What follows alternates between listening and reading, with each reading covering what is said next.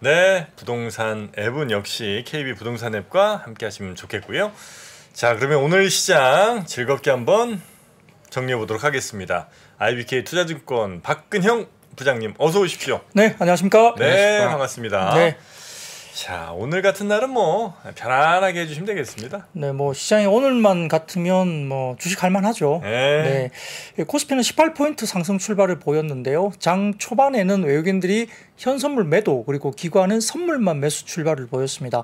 장 초반 갭 상승한 시장은 외국인들이 선물 순매수 전환을 했고 기관이 연기금 중심으로 코스피 200을 순매수 전환하면서 상승 탄력이 강화됐는데 미국 같은 경우에는 인플레이션 우려 완화라든지 미국 증시 반등을 주면서 투심이 개선됐고요. 여기에 따라 국내 시장도 상승폭이 확대됐습니다.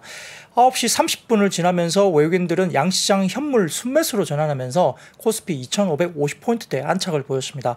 오전장부터 반도체와 2차전지 장비주 그리고 자동차 부품과 송배전, 조선 등의 강세 속에 낙폭 과대했던 일부 바이오나 게임주, 엔터, 미디어, 화장품 등도 강세를 보였는데 외국인들은 3거래일 그리고 기관은 5거래일 만에 코스피 순매수 전환했고요. 네. 외국인들은 중용주 위주의 화학과 운수, 장비, 기계 등을 순매수했고 기관은 대웅주 위주의 전기전자와 금융 등을 순매수했습니다.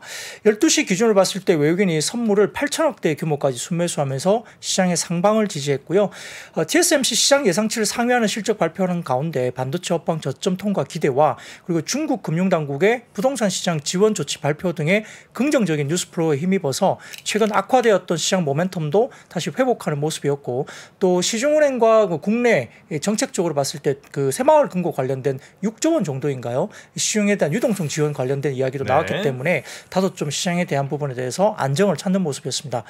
특히 외환시장에서는 원달러 환율의 급락에 외국인 수급이 우호적인 여건을 형성했는데 2시 30분 기준 외국인들은 선물을 1조 원 이상 순매수하면서 시장을 종가 무렵까지 계속 끌어올리는 모습을 보였습니다.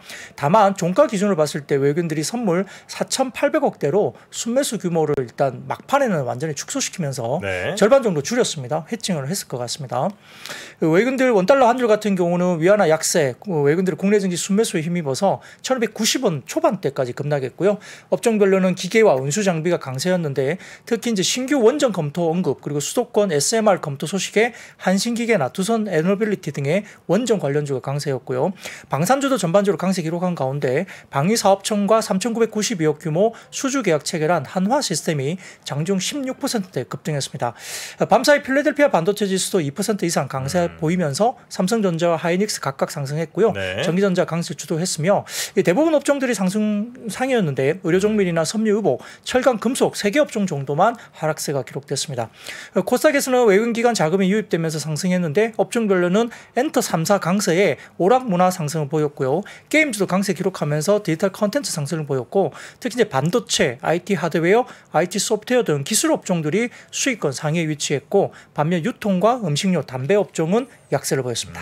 유통 음식료 뭐 이쪽은 조금 이제 약했지만 대부분의 이제 업종들이 대체로 좀 좋았죠. 네, 그렇습니다. 자, 그러면 어디부터 좀 봐야 될까요? 반도체? 네, 우선 오늘 반도체가 삼성전자도 그렇고 하이닉스 그리고 특히 이제 삼성전자가 2%대 뭐 중후반 정도까지 끝까지 이제 안 빠지고 계속 버텼거든요. 상당히 좋았고요. 어제 반도체 지수도 올라오면서 사실 인텔이 2.79%, 마이크론 테크놀로지도 3% 등등 뭐 굉장히 좀 좋았었습니다. 특히 이제 산업통상자원부가 이날 하반기 주요 산업 정책 방향을 통해서 주력 수출 품목인 반도체가 삼성전자 등의 메모리 기업의 감산 효과가 본격화되는 3분기부터 수급이 개선되고 10월 이후부터는 수출이 증가세로 돌아설 수 있을 것으로 산업통상자원부가 이제 이 보고서를 낸 겁니다. 반도체 업황과 대중 수출 회복으로 9월 이후 무역 수지 흑자 기조도 굳어지고 4분기 중에 월간 수출이 전년 동월보다 늘어나는 수출 플러스 달성이 가능할 것으로 산업통상자원부에서 공식적으로 발표가 나왔습니다. 뭐 추정치이긴 합니다만 전망치가 상당히 긍정적이었습니다. 그래서 이제 다음 사진을 먼저 띄워주시면 반도체 월간 수출액 추이와 이 부분에 대해서 미래에셋증권에서 나온 리포트인데 오늘 나온 겁니다. 그래서 월간 수출액 추이를 보면 데이터 관련된 부분에서 저점이 지지되고 몇 달간 이제 유의미한 지지가 되면서 반등세가 일부 수출액이 나오고 있다는 점 이렇게 보이는 것 같고요. 월간 수출액, 그다음 메모리 월간 수출액 추이나 디램이나 MCP 관련된 월간 수출액이 최근에 몇 달간 일단 많이 빠진 상태에서 우상한 그림이 일단 나오고 있는 부분이 보인다는 거죠. 그래서 이제 오늘 같은 경우는 7월달 10일까지 지표가 나오긴 했지만 일단은 지난달까지는 월간 수치표가 이제 일단 우상향 그림으로 좀 그려지는 모습이 보인다는 점은 회복이 되고 있다 이렇게 보이는 것 같고요. 미래에셋증권에서는 일단 분기 초임을 고려하면 상대적으로 이번 달 10일까지의 부분들이 통상 월초 같은 경우는 한 20% 정도 빠지는데 MOM 전월비 대비 감소폭이 그것보다 훨씬 더 양호하게 좀 덜 빠졌다. 그래서 D램 같은 경우는 오히려 전분기 대비 상승 출발했기 때문에 좀 양호한 흐름이다라고 평가를 했습니다. 네. 특히 이제 삼성전자는 외국인 기관 동반 순매수 속에 7만 원 선 회복을 했는데요. 역시 이제 여기에 대해서 오늘 하이투자증권에서 반도체 관련된 아주 긴 장문의 리포트가 나왔는데요. 뭐 3파전 이렇게 해가지고 삼성전자의 뭐 파운드리 전쟁 이렇게 해서 3파전이라는 리포트를 냈습니다. 네. 여기에 따라서 이제 삼성전자 파운드리의 3나노에서 5나노 초미세 공정 수율이 개선되면서 관련 밸류체인 관련된 중소형주에 주목하자라는 리포트가 나왔고요. 네. 결국 이제 10나노 공정을 시작으로 애플이나 엔비디아, 퀄컴 등의 주요 팹리스 고객사들이 삼성전자를 이탈해서 TSMC를 채택을 했었는데 결국 2019년 TSMC와 삼성전자 파운드리 시장 점유율 격차가 32%포인트에서 22년도에는 41포인트까지 굉장히 많이 벌어진 거죠. 굉장히 많이 이제 더 많이 TSMC를 많이 간 것 같습니다. 네. 다만 이제 삼성전자가 TSMC보다 먼저 게이트 올 어라운드 팻 관련된 전환을 성공하고 지속적으로 높아지고 있는 TSMC의 평균 뭐 단가라든지 이런 것도 높아지고 있기 때문에 팹리스 업체들이 이제 이원화 수요가 증가하면서 삼성전자로 넘어오는 어떤 수요가 있을 거라는 이제 코멘트를 한 거고요. 파운드리 사업부가 3나노에서 5나노에서 주요 팹리스 고객사들을 확보하면서 제품 성능을 증명하게 되면 다시 한번 도약할 수 있는 계기가 될 것으로 전망은 했습니다. 네. 그 첫 번째 사진 띄워주시면 하이투자증권의 리서치 자료인데요. 파운드리 시장 전망과 관련된 자료입니다. 요거 말고 다음 사진 띄워주세요. 네. 여기 보시면 막대 그래프가 파운드리 시장입니다. 절대치인 것 같고요. 그 다음에 이제 그 선 그래프가 증가치인데 23년에서 24년 사이에 증가치가 이제 일단은 YY로 많이 증가를 하게 되는 걸로 나옵니다. 그 뒤로는 24년부터 25년까지는 평균적으로 증가치가 한 15%에서 20% 정도 내외의 증가치가 나오는 것 같습니다. 그래서 상당히 좀 안 좋았던 업황이 24년 넘어가면서 파운드리 시장이 좀 많이 튀어오르는 모습을 상대적인 증가율이 좀 높아지는 그림으로 그려졌고요. 다음 사진 보시면은 삼성전자와 TSMC 점유율 추이 전망인데 보시면 위쪽은 TSMC 점유율 파란선이고요. 네. 위쪽에 이제 오렌지 색깔로 보이는 게 삼성전자 점유율인데 막대 그래프 회색이 이제 점유율 차이입니다. 22년도 접어들면서 점유율 차이가 많이 벌어졌습니다. TSMC를 많이 갔고 23년도도 점유율 차이가 조금 더 벌어졌죠. 근데 이제 24년 넘어가면 삼성전자 점유율이 올라오고 TSMC 점유율이 소폭 빠지는 쪽으로 이제 점유율을 보는 것 같아요. 그러다 보니까 삼성전자의 파운드리 쪽이 좀 더 점유율이 올라오는 쪽으로 일단 평가를 하고 있는 것 같습니다. 다음 사진 보시면 파운드리 3사의 장기 로드맵인데요. 이거는 이제 뭐 다 이제 제가 설명드리긴 좀 어렵고 뭐 3세대, 뭐 3나노 1세대, 뭐 2나노, 뭐 게이트 올 어라운드 이런 부분들이 쭉 나와 있는데 역시 이제 핀팻 기술 관련된 부분보다 삼성의 이제 게이트 올 어라운드가 만약에 가시화되고 수율이 올라오면 이런 부분들이 좀 게임 체인저로서 파운드리 쪽의 점유율이 삼성전자 쪽에서 좀 올라오지 않겠나. 라는 이야기를 하고 있는 것 같습니다. 뭐 게이트 올 어라운드 이야기는 뭐 현대차증권의 노건창 연구원도 많이 말씀하셨기 때문에 그거는 좀 참고를 하시면 될 것 같고요. 여기에 따라서 관련된 그 파운드리 밸류체인 업체로서는 삼성전자 파운드리 밸류체인 업체는 솔브레인, 동진세미캠, 두산테스나, 리노공업, SNS텍, DNF 이렇게 분류를 했고 여기에 따라서 해당 업체들의 수혜가 기대된다고 했고요. 이제 특히 이제 솔브레인 같은 경우는 삼성전자 내 시가격 점유율이 압도적으로 높기 때문에 게이트 올 어라운드 팻 관련된 시가격이 단독 납품을 하고 있다는 점에서 본격적인 성장세를 보여줄 것이다. 최근에 솔브레인 굉장히 주가 좋거든요.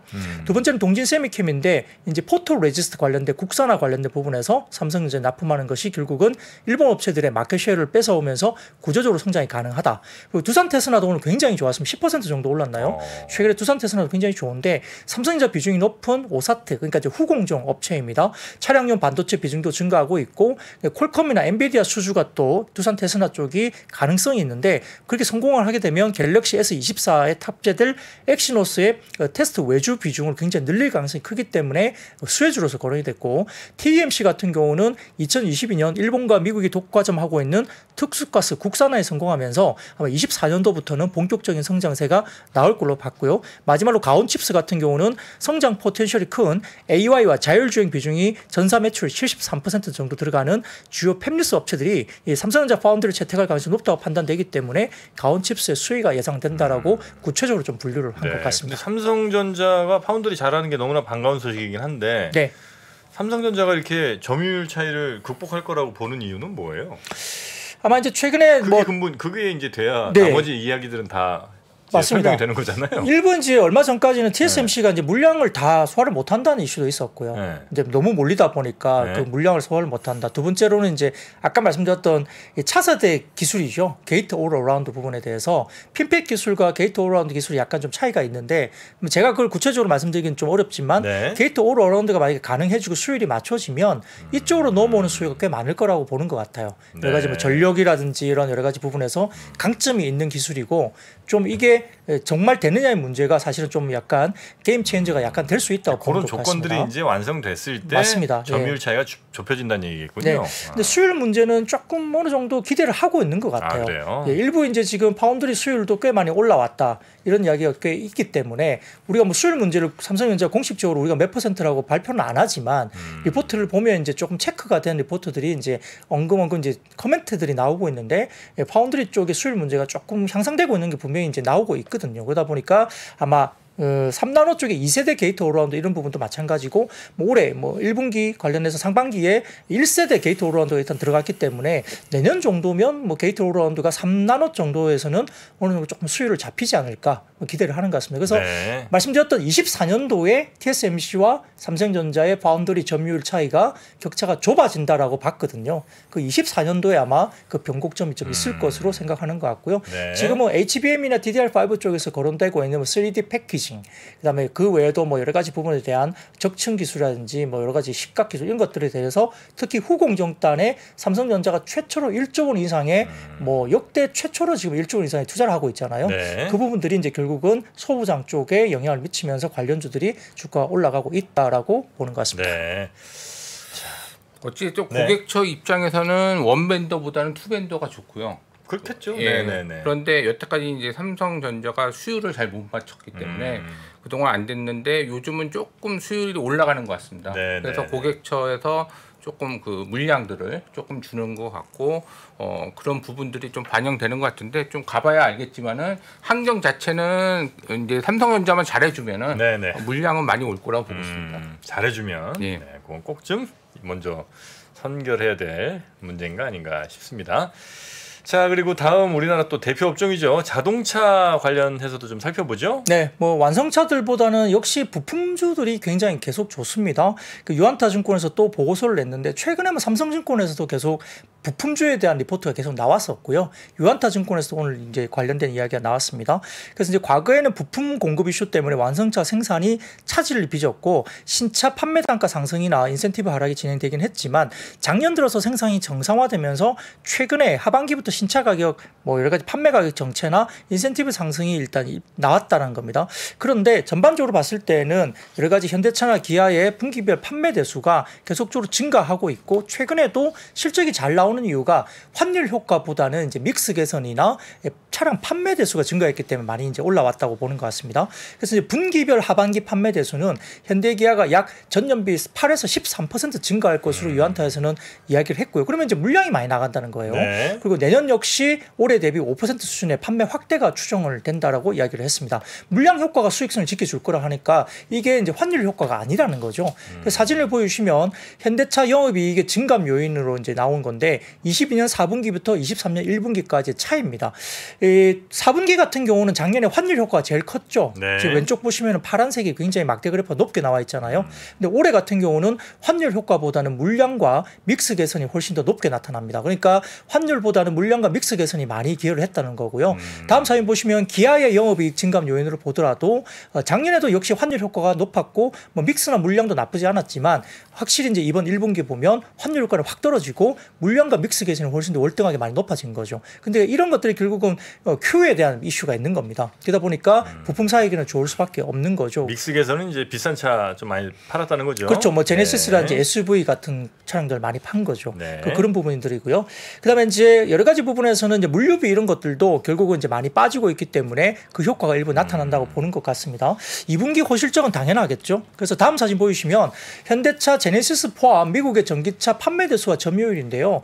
제가 최근에 계속 이제 자동차 섹터 이야기 드리면서 중요한 것은 실적보다는 전기차의 MS가 마켓 쉐어가 어떻게 올라가느냐가 좀 중요할 것 같다. 그 때문에 이제 밸류에이션 부분을 받는다고 이야기 드렸는데 역시 현대차의 미국의 전기차 판매 대수와 점유율을 보시면 판매 대수도 올라가지만 점유율이 5.2%로 역대 최고치 올라가고 있습니다. 네. 계속 전기차의 판매 점유율이 올라가고 있죠. 중요한 포인트고요. 다음 사진 보시면 기아의 미국 전기차 판매 대수와 점유율인데 기아가 2022년 1, 2분기 때는 뭐 5%대 유지하다가 많이 빠졌었어요. 근데 최근에 다시 2.8% 다시 올라가고 있습니다. 그러니까 미국 쪽에서의 전기차 점유율 자체가 올라간다는 것이 일단 긍정적입니다. 그리고 마지막 사진 보여주시면은 국내 주요 부품업체의 매출액인데 전체적으로 봤을 때는 뭐 여기는 모비스나 한온 시스템, HL 만도만 갖고 나오지만 대부분 이제 관련된 주요 뭐 SL, 화신, 뭐 성우 하이텍 뭐 이런 쪽도 대부분 다 보면 매출액이나 이런 것도 굉장히 좋아졌어요. 이 이제 특히 이제 세 종목만 이야기를 하고 있는데 네. 현대모비스나 한온시스템, HL 만도가 대부분 다 매출액이 확실히 올라가는 모습이 보이거든요. 주요 부품사들이네요. 그렇죠. 만도, 모비스. 네네. 네, 그렇습니다. 뭐 그 외에도 삼성증권에서 이야기하는 종목들은 SL, 화신, 성우하이텍 이런 종목, 서현이화 이런 종목들 다 이야기하고 있거든요. 그런 것들이 비슷한 추세일 거예요. 그러니까 매출이 올라가면서 영업이익단도 좋아지는 그림이 부품사에 나오고 있기 때문에 밸류에이션이 보통 보니까 지금 최근에 부품사들이 많이 올랐음에도 불구하고 한 PER 10배 정도 수준입니다. 네. 뭐 완성차는 5배 뭐 언더이지만 부품사는 10배 수준인데 그래도 이런 성장성을 봤을 때는 물량 증가가 내년에도 이어진다면 뭐 부품사들은 좀 더 좋을 수 있다 볼 수 있겠습니다. 네. 자, 그리고 미국 전기차 관련해서 좀 상승이 있었습니까? 네, 오늘 사실은 2차 전지 양극재 부분은 오늘 좀 주춤했어요. 올라가는 듯 하다가 좀 주춤을 하긴 했고, 포스코 퓨처엠은 마이너스로 돌아섰고, 포스코 홀딩스도 좀 이제 마이너스였습니다. 오늘 이제 포스코 홀딩스가 이제 전기차 관련된 소재 관련된 이렇게 약간 그 IR 비슷한 어떤 그런 자리가 있었는데요, 오후에. 그거 발표한 이후에 다소 좀 세론 분위기로 나오면서 오히려 좀 빠지는 모습이 보이긴 했습니다. 근데 에코프로 그룹은 그래도 플러스로 유지가 됐고요. 대신에 이제 어제 제가 말씀드렸던 좀 길게 설명드렸던 전기차 관련된 2차 전지 장비주들 네. 오늘도 역시 좋았습니다. PNT라든지 하나기술, 그다음에 CIS, 원익, 뭐 PNE 이런 종목들이 굉장히 좋았기 때문에 오늘도 전기차 2차 전지 장비주들이 아웃퍼포먼스 주가들이 많이 올랐다 이렇게 말씀드리고요. 뭐 그 내용은 어제 뭐 방송을 한 번 더 보시면 찾아보시면 장비주들에 대한 설명은 자세히 나와 있으니까 한 번 더 찾아보시면 될 것 같고 어제 이제 미국 시장에서는 전기차 관련주가 테슬라는 1.76% 빠졌지만 리비안이 3.28, 루시드가 6.4% 정도 올랐습니다. 특히 이제 테슬라의 대항마로 불렸던 리비안의 주가가 9거래일 연속 랠리가 이루어졌고요. 시장 예상치를 웃돈 판매량의 생산량까지 늘었습니다. 네. 리비안의 대주주이자 고객사인 아마존에 대한 배송용 전기밴 공급에도 속도가 붙는 분석이 나오고 있기 때문에 주가를 밀어 올리고 있고요. 자, 사진을 띄워주시면 현대자증권에서 나온 리포트의 발췌인데 리비안의 판매 추이가 확실히 눈에 띄게 올라왔습니다. 갑자기. 네, 확 뛰었습니다. 근데 네. 이제 대수로 따져봤자 8,000대 안 되죠. 그러니까 이제 그렇긴 하지만 그래도 이제 한 4,000대 뭐 이렇게 하다가 8,000대, 10,000대 이렇게 넘어가면 또 의미 있게 이제 뭔가 물량이 늘어나는 건 맞습니다. 옛날에 테슬라도 그랬잖아요. 네네. 예, 그러니까 리비안도 어떻게 될지 모르는 겁니다. 더군다나 이제 이 가져가는 쪽이 아마존이잖아요. 배송용 전기밴이니까 물량이 늘어날 수 있는 의미가 있다고 볼 수 있습니다. 이 외신에 따르면 리비안이 이제 유럽 시장에 배송용 전기밴 공급에 또 나섰고 네. 미국 외 시장에 영업용 차량을 공급하는 게 이번이 처음이라고 이야기를 합니다. 그래서 이달 중으로 리비안이 독일 뮌헨, 베를린, düsseldorf 등 도시에 300대 이상을 또 공급한다고 이야기 나왔고 여기에 따라서 웨드부시 증권사가 리비안의 목표가를 기존 25달러에서 35달러로 상향 조정했습니다. 최근에 이제 주가 급등 때문에 리비안은 재차 나스닥 100 지수에 또 포함될 전망이기 때문에 네. 그러면 또 수급이 또 쏠릴 수 있겠죠. 지수 편입이 되니까 그런 부분들도 이제 의미 있게 이야기될 것 같고요. 다만 이제 오늘 주가가 올라간 것은 2차 전지 장비주 수급에 대한 수주 급증에 대한 분석이 최근에 나온 것 때문에 아까 말씀드렸던 PNT나 하나기술, 원익, PNE, CIS 등 관련 장비주들이 상승세가 돋보였고 그 외에도 이제 리비안 테마주로 언급이 됐던 뭐 에코캡이나 상신 EDP, 우리산업 등도 오늘 주가가 괜찮았습니다. 네. 내일 또 2차 전지 관련해서 큰 이벤트가 있습니다. 내일이요? 예. 뭐예요? 그 에코프로 그룹이 네. 실적이 발표합니다. 아, 에코프로 그룹이. 예. 그래서 세 개 업체, 그래서 에코프로 BM, 에코프로 H가 실적 발표가 있습니다. 그래서 내일 좀 장의 포인트를 잘 보셔야 될 것 같고요. 네네네. 또 2차 전지 관련해서 분기점이 좀 될 수 있는 분위기가 될 수 있을 거라고 보고 있습니다. 이 에코프로 그다음에 이제 에코프로 형제들이 우리 아마 개인 투자자분들의 가장 지금 관심을 받는 네. 종목들이 아닌가 싶은데 내일 이제 실적 발표가 있는 거군요. 예. 야, 실적 발표 뭐 오전에 아마 나오겠죠, 그죠? 그러겠죠. 공시만 하고 네. 또 한 20 며칠 날 컨퍼런스 콜은 따로 있습니다. 네네네네. 예.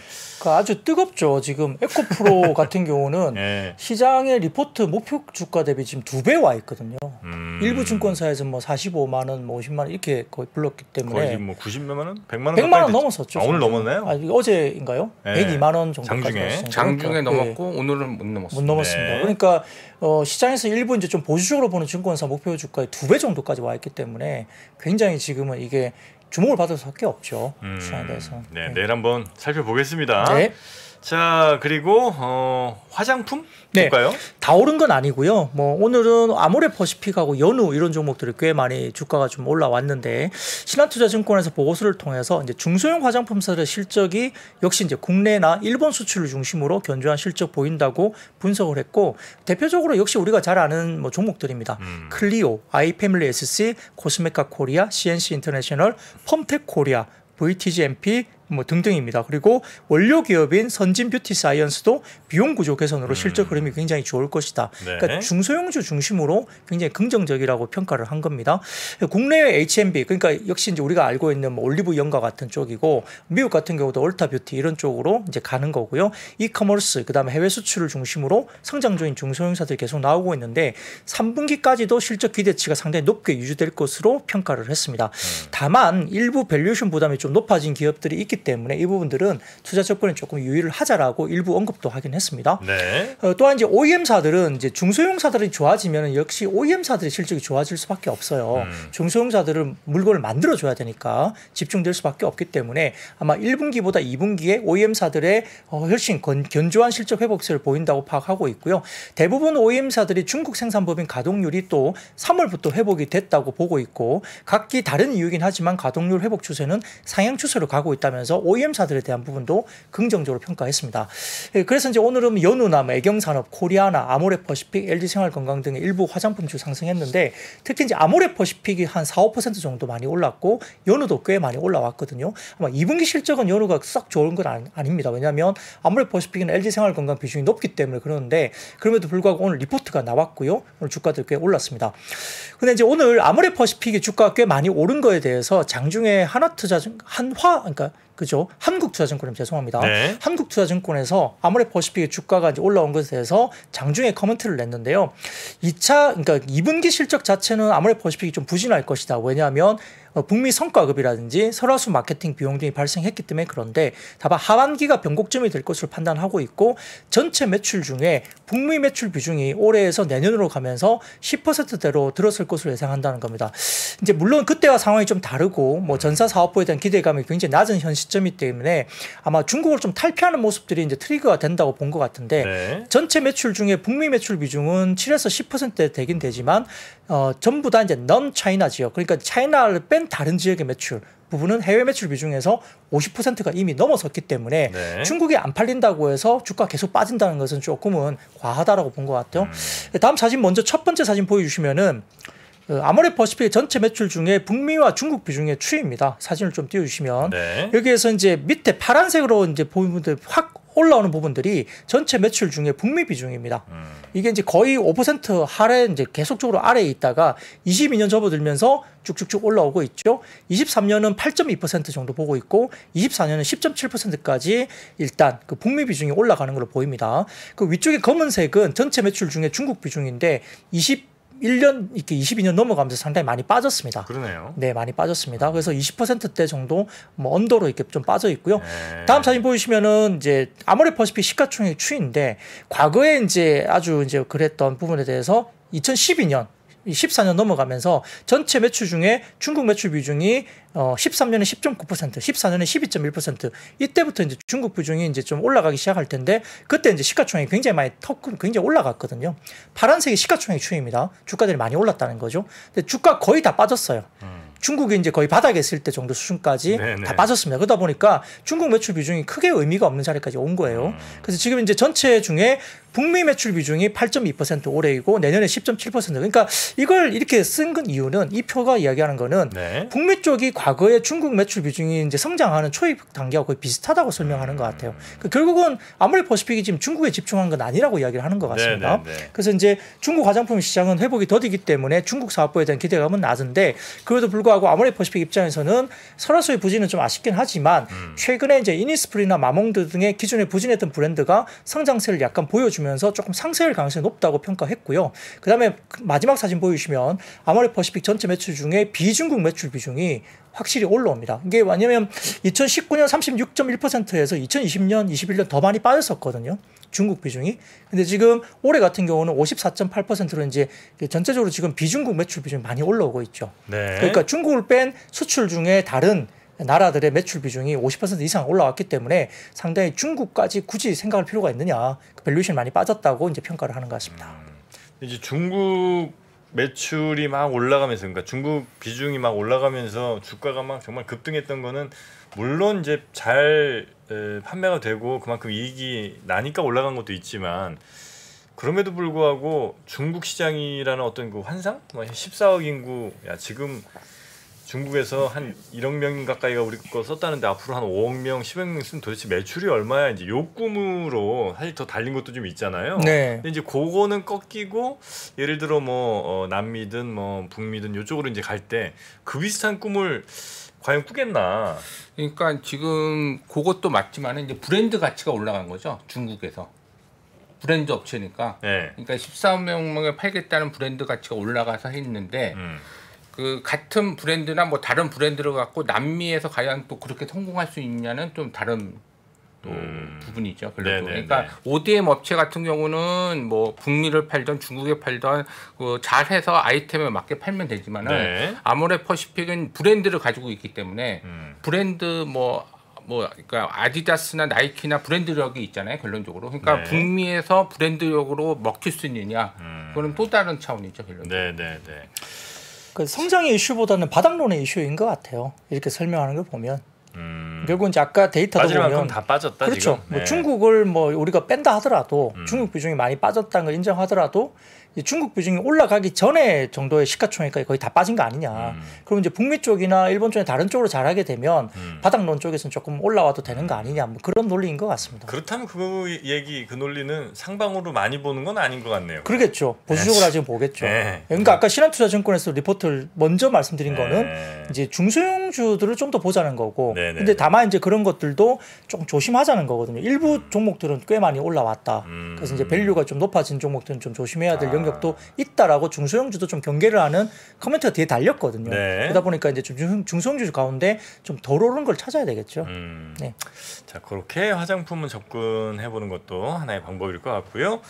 자, 다음은 전력기기 쪽입니까? 네, 역시 이 부분은 몇 번이나 이제 설명을 드렸기 때문에 이제 투자자들이 다 알고 계실 것 같아요. 내용은 똑같습니다.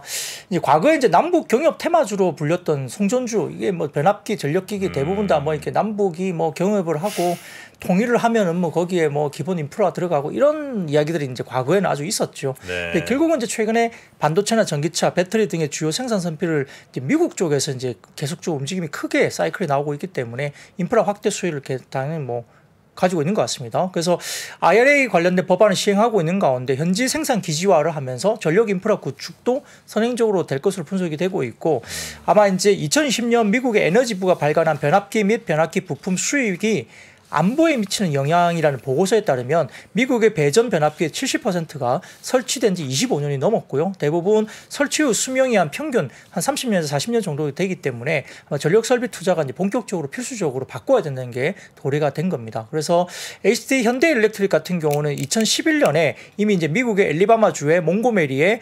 38,678 제곱미터 이 부분에서 11,700평 정도 규모의 변압기 공장을 이미 지었다고 하고요. 2019년 증설을 해서 생산 능력을 연산 110대로 높인 것으로 알려져 있습니다. 또한 이제 주력 생산품인 초고압 변압기 외에도 배전 변압기 시장 진출도 추진 중인 것으로 알려져 있기 때문에 사이클에 맞추어서 지금 성장을 하고 있고요. 변압기가 이게 되게 만들기 어려운 모양이군요. 연산 110대면 1년에 그러니까 100대 만든다는 거잖아요. 네, 그렇습니다. 그리고 이제 LS 일렉트릭 같은 경우도 이제 지금 지난달에 미국 텍사스 주에 지난달에 14,000평 규모의 토지와 부대 시설을 사들이면서 이제 좀 확장을 하고 있죠. 증설을 하고 있고 효성중공업은 2019년 테네시주에 있는 일본 미쓰비시의 초고압 변압기 공장을 650억에 인수하면서 공장 고용 규모를 또 향후 5년 내에 배로 늘리겠다 하면서 현지화 작업을 굉장히 효성중공업도 잘 하고 있습니다. 그래서 LS 일렉트릭, 그다음에 효성중공업, HD 현대일렉트릭, LS 가온전선 이런 네. 관련된 종목들이 변압기 전선주들이 상당히 좋았다 볼 수 네. 있습니다. 참고로 말씀드리면 초고압 변압기는 만들기가 어렵습니다. 아, 그리고 그래요? 수율도 나오기가 힘든데 뭐 우리나라 업체에서는 그 현대일렉트릭하고 효성중공업 두 업체만 초고압 변압기를 만들 수 있고요. 그리고 지금 미국의 변압기 수요가 좋은 거는 아까 이제 말씀하셨듯이 초고압 변압기는 지금 그 교체 수요가 돌아오기 때문에 네. 30년, 25년 된 게 한 70% 교체 수요가 들어오는 거고, 그 다음에 이제 배전 변압기. 우리가 알고는 이제 전봇대 변압기로 하죠. 네네. 이제 전기차 수요가 많아지면서 또 배전 변압기도 수요가 많아지고 있습니다. 근데 솔직히 배전 변압기는 만들기 쉽고요. 네. 그렇기 때문에 현대일렉트릭은 진출은 하지 않고 아웃소싱을 다 돌리고 있습니다. 그래서 그런 부분들이 지금 반영이 되는 거고, 그래서 양방으로 초고압 변압기 어려운 것도 수요가 확장되고, 그다음에 전기차 수요가 있어서 그 배전 변압기도 수요가 확대되기 때문에 미국에서는 엄청나게 사이클이 돌아오는 계기로 됐는데, 네네네. 여기서 중요한 관점은 뭐냐면 지금 변압기 자체가 부족하기 때문에 ASP가 계속 증가되고 있습니다. 아. 그래서 같은 수량을 판매하더라도 매출이 증가되는 이유가 있고, 수요가 굉장히 세군요. 예, 그다음에 이제 배전 변압기도 만들기 쉬웠기 때문에 오히려 ASP가 올라가면서 영업이익률이 높아지는 현상이 있습니다. 근데 변압기 만든 회사가 많지는 않은 모양이에요. 우리나라도 뭐 아까 말씀하신 초고압은 이제 두 회사 정도 만들고, 전 세계적으로도 이렇게 많은 회사가 막 뛰어들고 이런 시장은 아닌 모양이죠. 전 세계적으로는 한 30개 국가 정도 있는데, 아, 그래요? 우리나라가 30개 국가? 30개 기업들. 네. 근데 우리나라는 현대일렉트릭이 한 22 정도 그래요? 하고 있고, 아. 근데 그러니까 글로벌로 잘하는 국가가 있고, 아, 그래요? 잘하는 기업이 있고, 네네네. 각각의 그 맞춰서 잘하는. 우리는 중동 지역에서 잘했는데 최근 이제 북미 지역에서 많이 성장하면서 순위가 좀 앞당겨지고 있습니다. 요즘에는 미국에서 원하는 변압기가 이제 맞춤형 변압기라 하더라고요. 아, 그래요? 규격화된 걸 파는 것보다는 그쪽에서 요구하는 걸 맞춤 형식으로 잘 만들어내는 회사가 되게 필요한데, 국내가 뭐 그런 대응을 좀 잘 하고 있는 것이 아닌가 보이고요. 뭐 우리가 아는 ABB라든지 지멘스라든지 네. 세계에서 아, 전 세계 지멘스. 그러니까 전 세계적으로 네네네. 뭐 미국뿐만 아니라 뭐 아프리카, 아시아 전 세계적으로 하는데, 우리나라는 좀 집중돼서 중동 일부 지역, 그런데 지금 이제 북미 지역도 잘하고 있고 유럽 지역도 잘하고 있고, 특히 뭐 배전 변압기 수요가 많아지면서 LS 일렉트릭은 배전 변압기 만드는 업체입니다. 아, 그래요? 그래서 그리고 재롱 전기 뭐 그런 업체들이 좀 수혜를 보고 있습니다. 네. 변압기 얘기도 사실 올해 뭐 많이 좀 이전부터 나왔었는데, 네, 중복으로 굉장히 많이 들었죠. 그렇죠, 과거에 좋았을 때 영업이익 마진율이 뭐 15%, 16% 정도까지 나왔다고 제가 말씀드렸거든요. 그게 20년 전에. 근데 최근에 이제 적자 나오다가 작년부터 한 5%대로 올라왔어요. 마진율이. 그게 이제 회복되고 있는 구간이니까 네네. 매출이 볼륨이 더 늘어나면서 마진율까지 올라오는 부분이니까 주가들이 올라가는 이유가 거기에 있는 것 같습니다. 네. 자, 그리고 조선도 한번 좀 볼까요? 네, 역시 이제 조선주가 슬금슬금 계속 가요. 지금 보니까 쉽지 않은 섹터라고 이야기를 했었는데, 최근에 조선주가 기자재뿐만 아니라 뭐 피팅 업체들까지 같이 끌어올리는데, 역시 이제 교보증권에서 오늘 또 보고서가 또 나왔습니다. 조선사 실적이 내년을 넘어서 더 좋아질 것이라고 일단 추정을 했고요. 특히 이제 시간이 지나면서 12개월 포워드에서 내년과 내후년 실적 비중을 더 크게 반영할 수밖에 없기 때문에 밸류에이션 부담은 더 완화된다. 그러니까 아마 기존에 받아놨던 수주가 이제 실제로 돌아오는 게 이제 한 2, 3년 정도 뒤에 돌아오기 때문에 그 부분들이 이제 밸류를 더 내릴 것이다 이야기를 하는 거거든요. 더군다나 이제 클락슨 신조선가 지수도 아직 고점이 아니라고 언급을 했습니다. 제가 어제 잠깐 또 이제 조선주 이야기를 하면서 신조선가 지수의 선행 지표가 클락시 인덱스라고 제가 말씀드렸잖아요. 네. 그게 딥커플링 되고 있다 말씀을 계속 드렸죠. 그래서 그래서 이제 신조선가는 올라가는데 클락시 인덱스 같은 경우는 빠지고 있기 때문에 일부에서는 클락시 인덱스가 이제 뭐 선행 지표다 보니까 신조선가가 이걸 따라서 빠질 거라는 우려가 있다라고 제가 어제도 방송에서 말씀드렸습니다. 근데 교보증권에서는 이거에 대한 부분에 대해서 하락 압력이 그것 때문에 지속되고 있기 때문에 신조선가 지수의 고점 우려가 지속되고 있는 상황이긴 하지만 선종별 PER 배수를 보았을 때 아직 과거 5년 평균으로도 그리고 2005년에서 6년도 수주 호황기 이후에 수주 잔고가 본격적으로 매출로 인식됐던 시기에 2008년에서 2010년 사이에 PER로도 대비해서도 아직까지는 그 배수가 낮은 수준에 머물러 있기 때문에 아직은 뭐 아주 뭐 고점이 아니다 이렇게 평가를 한 것 같아요. 그러니까 교보증권 리포트도 결국은 신조선가 지수의 선행지표인 클락시 인덱스가 빠지는 것에 대해서 상당히 좀 신경을 쓴 거예요. 신조선가는 올라가는데 클락시 인덱스가 빠지니까 이 피크아웃 아니냐 이런 이야기가 나오는 것에 대해서 이제 여기에 대해서 반박을 한 겁니다. 근데 그 반박에 대해서는 선종별 PER 배수를 봤을 때는 과거에 높게 형성됐던 수주 호황기 쪽에 고점 대비해서는 아직은 많이 남았다. 아직은 좀 낮은 밸류에 머물고 있다는 논리를 이야기를 한 겁니다. 뭐 이게 일단 뭐 그게 맞는 건지 아닌지는 좀 봐야 되겠습니다만. 다음 사진 먼저 띄워주시면 클락슨 신조선가와 해운운임 지수 추이인데요. 역시 이제 이게 그 약간 짙은 파란색이 신조선가입니다. 확실히 많이 올라가고 있죠. 짙은 파란색이. 근데 옅은 파란색을 보시면 이게 클락시 인덱스가 빠지고 있는 게 어제도 말씀드렸어요. 이렇게 보입니다. 그러니까 이게 디커플링이 지금 되고 있어요. 과거에 보면 2012년도부터 쭉 보시면 이렇게 클락시 인덱스가 확실히 선행지표로 먼저 오르락내리락하고 신조선가가 거의 비슷하게 동행을 해왔습니다. 근데 최근에 보면은 쭉 올라가다가 2021년 2년 접어들면서 이 클락시 인덱스가 빠지고 있거든요. 네. 근데 이제 지금 신조선가는 계속 올라가고 있습니다. 지금 이제 약간 디커플링이 되기 때문에 그러면 이제 신조선가가 선행지표니까 클락시 인덱스가 선행지표니까 신조선가가 따라서 내려갈 거야라고 이제 시장은 생각을 고민을 하는 거죠. 근데 그렇지 않다는 걸 교보증권에서 코멘트를 한 거고요. 근데 재미있는 것은 그 다음 사진 보여주시면 이 신조선가와 이제 그 클락슨 지수 아까 말씀드렸던 클락시 인덱스 관련된 부분들을 원화로 환산했을 때 클락슨 신조선가 지수추인데요. 이게 보시면은 여기는 약간 옅은 파란색의 신조선가입니다. 계속 쭉 올라가는 게 보이시죠? 근데 약간 짙은 파란색이 이게 클락시 인덱스인데 이거를 원화로 환산했을 때 추이라고 합니다.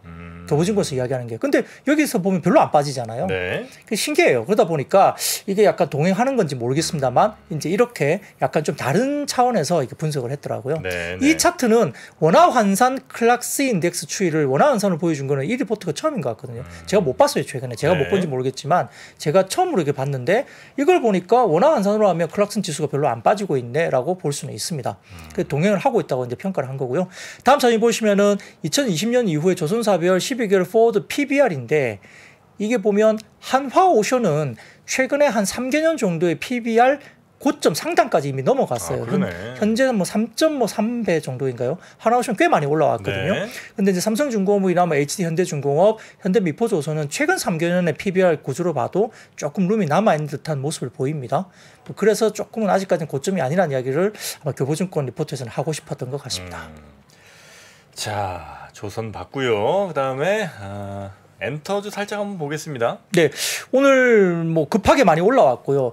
제 기억에 SM이 오늘 한 10%대 급등했나요? 그랬어요? 예, JYP도 한 4~5% 올라왔고 상당히 많이 올라왔는데요. 역시 이제 SM 같은 경우는 엑소 그룹이 선주문 판매량이 160만 장 정도 나오면서 조금 잊혀진 그룹으로 생각했는데 선주문이 굉장히 많이 올라왔다. 이것도 이제 이야기가 됐고요. 어제 같은 경우는 이제 하이브가 약간 좀 시장에 노이즈가 있는 공연장에서의 이슈 때문에 약간 좀 급락을 했다가 아래 거를 좀 달았지만 많이 빠졌었고 또 JYP 엔터도 어제는 별로 안 좋았거든요. 어제는 SM만 이제 1%대 1~2% 정도 올라왔는데 오늘은 SM이 굉장히 많이 주가가 급등했고 나머지 이제 하이브나 그다음에 JYP 같은 경우도 주가가 많이 올랐습니다.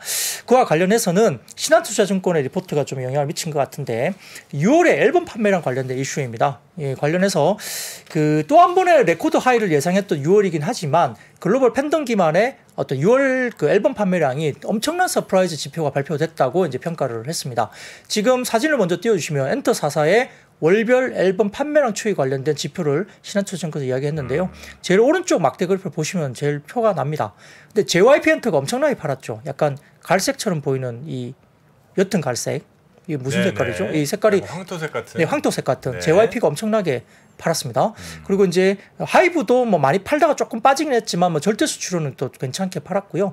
SM이 좀 덜 파는 것 같아요. 근데 이제 여기 보시면 확실히 지금 JYP 엔터가 6월달에 엄청나게 많이 팔았죠. 그래서 지금 6월에 엔터 44 합산 앨범 판매량이 916만 장 기록했습니다. 과거 BTS 기록을 지난 4월 세븐틴이 상회했고 세븐틴의 기록을 지난 6월 JYP 엔터의 스트레이키즈가 뛰어넘는데 스트레이키즈의 신보 524만 장 모두 반영된 결과로 봅니다. 그러니까 JYP가 스트레이키즈가 엄청나게 판 거죠. 참고로 4월 발매된 세븐틴의 10집 앨범 FML은 3개월 누적 620만 장이 판매됐고요. K-팝 역대 최대 숫자입니다. 결과 하이브의 6월에 국한된 신보가 플레이디스의 레이블의 프로미스 9 그리고 신규 보이그룹인 보이넥스트 도어만 있었는데 불구하고 세븐틴, 뉴진스 등의 지속적인 구보 판매로 287만 장 판매했습니다. 최저 출고가인 10,000선 정도를 곱해도 이제 여기에 대해서 돈이 한 300억에 달하기 때문에 굉장한 숫자죠. 네. 구보는 신보가 아니기 때문에 신규 유입된 팬덤을 의미할 수 있고 앨범이 발매되는 해당 분기에 비용 처리가 다 끝납니다. 3개월 만에 분기가 끝나거든요. 3개월 지나면 구보로 되는데 네. 비용 처리가 끝난 구보가 엄청나게 잘 팔리기 때문에 구작 판매 매출액은 다 이익으로 들어가는 게 있기 때문에 이익 기여도가 상당히 높다고 볼 수 있습니다. 그래서 다음 사진 보시면 엔터 44의 외국인 순매수 추이인데요. 빨간색이 JYP입니다. JYP를 엄청 사셨네. 네, 계속 최근에 이제 외국인들 많이 샀죠. 올해 들어서. 네, 그렇습니다. 그리고 평균적으로 최근에 5월 중순 이후부터는 YG 엔터도 많이 샀습니다. 네네네. 그죠? 그리고 회색 부분인 SM도 어느 정도 샀고요. 하이브가 조금 동력이 떨어지는 느낌이 좀 듭니다만 아무튼 전체적으로 지금 JYP의 뭐 매수대가 상당히 많았다. 그리고 최근 들어서 YG 엔터를 꽤 많이 샀다. 이렇게 볼 수 있습니다. 다만 이제 대표 고마진 IP 상품은 앨범인데 올해는 판매량이 높은 아티스트들이 대부분 다 상반기에 컴백을 많이 했습니다. 그러다 보니까 일부 시장에서는 앨범이 상반기에 많이 팔리고 하반기에는 좀 빠진다. 그래서 이제 계속적으로 다른 증권사에서는 상반기에 실적이 좋고 하반기에는 영업이익이 17% 정도 빠질 거란 분석 자료가 나오고 있습니다만 그러나 이제 하반기에는 뉴진스, TXT, 엑소, CNT 관련된 부분, 엠빅스, 그다음에 NCT, CNT 그렇죠. 아니고. NCT 죄송합니다. 네. NCT 127이나 NCT 드림, 그다음에 엠믹스, 그다음에 있지 관련된 컴백 시기가 확정돼 있고요. BTS의 정국과 B의 솔로 앨범도 예정되어 있습니다. 그래서 구보 판매까지 이제 고려하면 상반기 대비 크게 뒤지지 않을 수도 있다라는 평가를 이제 신한투자증권에서는 했고요. 또 이제 하반기에는 컴백 스타들과 뭐 열심히 앨범 활동 마무리하면 앨범이 나오면 그 다음에 뭐 하죠? 콘서트 바로 들어가죠. 네. 그렇기 때문에 하반기 콘서트가 되고 예정되어 있는데 근데 이제 콘서트는 아무래도 이제 비용이 많이 들어갑니다. 원가율이 올라가고 비용 증가가 있기 때문에 아무래도 이제 매출이 볼륨이 늘어나더라도 이익률은 좀 빠지는 경우가 많거든요. 네. 근데 이제 콘서트 들어가면 굿즈 판매가 동반되기 때문에 아마 어느 정도 메이크업을 해주지 않겠냐 이렇게 보면서 네. 신한투자증권은 하반기에도 별로 안 꺾일 것 같다는 뉘앙스의 리포트를 낸 거죠. 약간 다른 리포트하고 조금 뉘앙스가 좀 다릅니다. 그래서 일부 증권사에서는 상반기 좋았고 하반기가 좀 빠질 텐데 하반기의 변수는 아까 말씀드렸던 그 외에도 우리가 이제 알리오넥스나 그다음에 A2K와 같은 북미 현지 오디션의 성공 여부가 추가적인 상승을 이끌어낼 거란 변수로 봤고요. 신한투자증권 리포트는 하반기에도 많이 빠질 것으로 이야기는 되고 있지만 생각보다 그렇게 뒤처지지 않을 것 같다. 그리고 하반기 콘서트가 굿즈 판매가 동반이 되면서 어느 정도 영업이익의 상고 하저를 크게 우려할 필요는 없다라는 분석 자료를 냈습니다. 네. 자, 그리고 짧게 하나만 더 볼까요? 네, 뭐 그 외에도 지금 오늘 나머지는 빼고요. 네. 짧게 삼성전자가 이제 지금 언론에 따르면 2030년까지 무인 공장 체계를 구축하기로 이야기를 한 것 같습니다. 그래서 반도체? 네, 관련 조직을 신설을 했다고 이야기 드리고요. 네. 무인 생산 체제가 핵심이 될 반도체 부분에 오토노머스 팹 관련된 태스크포스를 신설했고 이제 앞서 운영을 시작한 디지털 트윈 태스크포스와 함께 스마트 팩토리를 넘어서 지능화된 자율 생산 시스템 구축을 시작했다라고 이야기가 본격적으로 나왔습니다. 그러니까 이제 실제 그 부서가 만들어졌다고 이야기를 하거든요. 그래서 반도체 공장에 뭐 인공지능이나 머신러닝 등을 적용해서 제조 경쟁력의 핵심이라 할 수 있는 수율 진단에 활용하는 등의 미래형 공장으로 탈바꿈한다. 이렇게 나오다 보니까 스마트 팩토리 관련주들이 오늘 좀 눈에 띄게 올라왔다는 것도 이야기 드리겠습니다. 이 반도체 같은 경우도 이게 웨이퍼가 점점 커지는 거죠? 좀 그렇지는 않습니까? 웨이퍼 크기가? 크기보다도 중요한 건 지금 적층의 기술이 상당히 중요하죠. 웨이퍼 A4 기기는 8인치, 12인치 일정하고 네네. 거기에 그러니까 웨이퍼 전체적인 크기는 8인치, 12인치 정하고 그 웨이퍼 단위당이 작아지는 거죠. 한 웨이퍼에서 뽑아낼 수 있는 단위가. 네. 근데 미사일 공정이 거기에 들어가는 거고 그다음에 이제 지금 말하는 HBM이나 이런 것들도 TSV 공법은 다 적층 공법이거든요. 그러면서 이제 점점 그 용량이라든지 뭐 처리 속도 이런 게 이제 커진다는 거군요. 그렇죠. 그 적층 기술에서 TSV가 가운데 구멍 뚫어서 이제 연결하는 네, 기술을 네, 하잖아요. 네. 그러니까 그게 수율이 되게 중요한 거예요. 만들었는데 수율이 안 나오면 다 버려야 되니까 네. 그런 것들에 대한 기술이 상당히 수율을 잡는 기술이 되는 거냐, 그거에 관련된 기술을 누가 잘하느냐, 장비를 어떤 게 들어가느냐, 그리고 네, 뭐 네. 데스큐미란 뭐 어떤 그런 공법도 거기에 찌꺼기를 어떻게 또 제거를 하는 뭐 장비란 이런 것들 들어가느냐 네. 이런 것들에 대해서 이제 최근에 소부장들이 움직이고 있는 겁니다. 네네. 그 수율 얘기가 나오니까 그 양계장에서도 그 수율이 굉장히 또 중요합니다. 그렇죠. 아이들을 이제 어느 정도 키웠는데 어느 정도 무게 뭐 이렇게 이제 나오는지.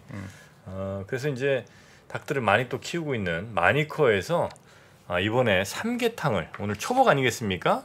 네, 이 삼계탕을 또 지금 내놓고 여러분께 선보이고 있는데 7월 12일부터 8월 10일까지 마니커 닥터의 자연 이 삼계탕 선물 세트가 복날 기념해서 25% 할인 중이거든요. 삼계탕은 역시 뭐 복날하면 삼계탕 아니겠습니까? 그러니까 오늘 초복이니까. 예. 네. 그래서 깊고 담백한 이 무항생제 닭고기를 사용한 아주 맛있는 요 삼계탕 닥터의 자연 삼계탕 우리 박근영 부장님께 하나 드릴 테니까요. 우리 사모님과 맛있는 저녁 드시기 바랍니다. 그 마니커에서 나온 겁니까? 마니커에서 나온 거예요. 이 광고 그게 머리에 딱 들어오네요. 닭고기는 마니커. 아유, 그건 예. 뭐 전 국민이 알고 네, 있는. 그렇죠. 예, 그게 딱 노래입니다. 들어오네요. 닭고기는 마니커. 네, 맞습니다. 네, 아유, 맛있게 드시고. 네, 감사합니다. 네.